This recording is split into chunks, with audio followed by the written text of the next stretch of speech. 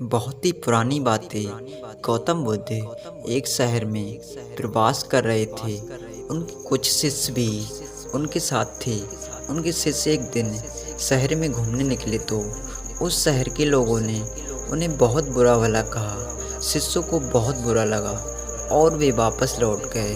गौतम बुद्ध ने जब देखा कि उनके सभी शिष्य बहुत क्रोध में दिख रहे हैं तो उन्होंने पूछा, क्या बात है, आप सभी इतने तनाव में क्यों दिख रहे हैं? तभी एक शिष्य क्रोध में बोला, हमें यहाँ से तुरंत प्रस्थान करना चाहिए। जब हम बाहर शहर में घूमने गए तो यहाँ के लोगों ने बिना वजह हमें बहुत बुरा भला कहा। जहाँ हमारा सम्मान ना हो वहाँ हमें एक पल भी नहीं रहना चाहिए। यहाँ के लोग सिर्फ दुर्व्यवहार के सिवा कुछ भी नहीं जानते। गौतम बुद्ध ने मुस्कुराकर कहा, क्या किसी और जगह पर तुम सद्व्यवहार की अपेक्षा रखते हो? दूसरा शिष्य बोला, इस शहर तो भले ही होंगे। तब गौतम बुद्ध बोले, किसी जगह को सिर्फ इसलिए छोड़ देना गलत होगा कि वहाँ के लोग दुर्व्यवहार करते हैं।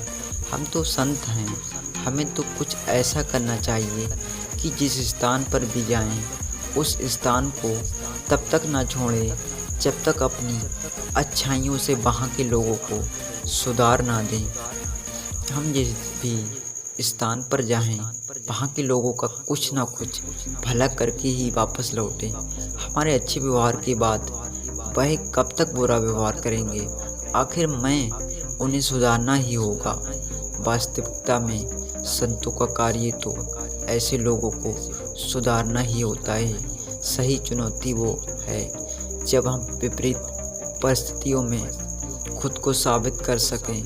ये सभी बातें सुनकर बुद्ध के प्रिय शिष्य आनंद प्रश्न किया, उत्तम व्यक्ति किसे कहते हैं? इस पर बुद्ध ने अच्छा खासा जवाब दिया, जिस प्रकार युद्ध में बढ़ता हुआ हाथी चारों के तीर सहते हुए आगे बढ़ता जाता है, ठीक उसी तरह उत्तम व्यक्ति भी दूसरे के अपशब्दों को सहते हुए अपना कार्य करता रहता है।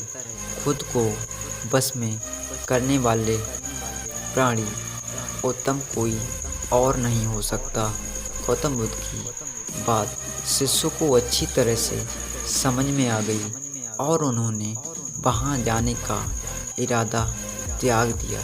तो दोस्तों, इस कहानी से हमें ये सीख मिलती है कि हमें भी कोई अगर बुरा भला कह रहा है तो दोस्तों हमें इसके बदले में उससे बुरा भला नहीं कहना है, बल्कि अपनी इच्छानुसार उसे सही शब्दों में समझा देना है।